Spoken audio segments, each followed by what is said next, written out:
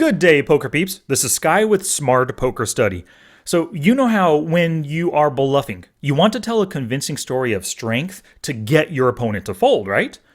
Well, you also want to tell a convincing story of weakness when going for max value. So let me show you what happens in this hand right here. You can see I have pocket aces. Fold, fold, villain 43 limps in, a fold, now it's my option right here.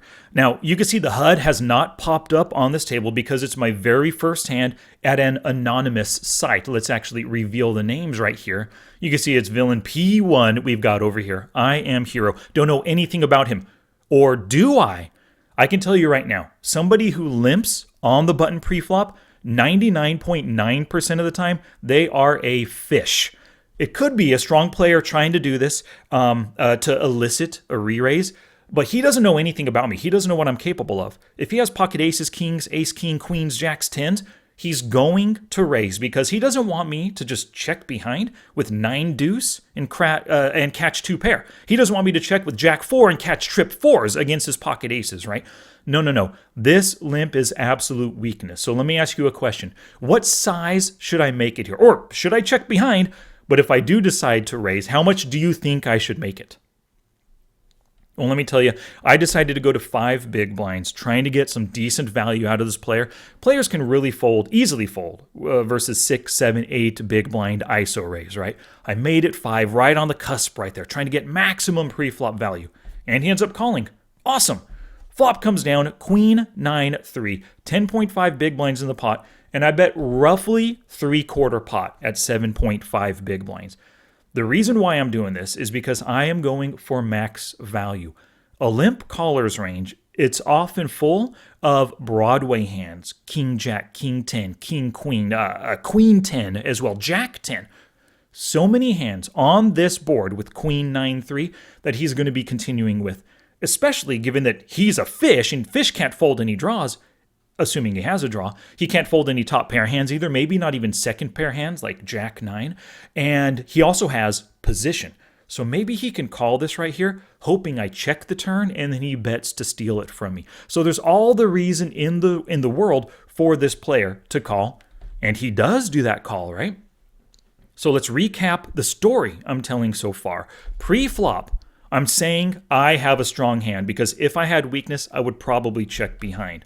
On the flop, 3/4 pot c-bet. Yes, once again, I'm telling him I have weakness. And he I'm telling him I have strength. And he decides to call. The turn ace right here. Now, this is a perfect opportunity to now tell the story of weakness. My strong hand pre-flop and on the flop suddenly got weak on that ace. If you remember, I bet about 3/4 pot on the flop. So on the turn, I go just half pot.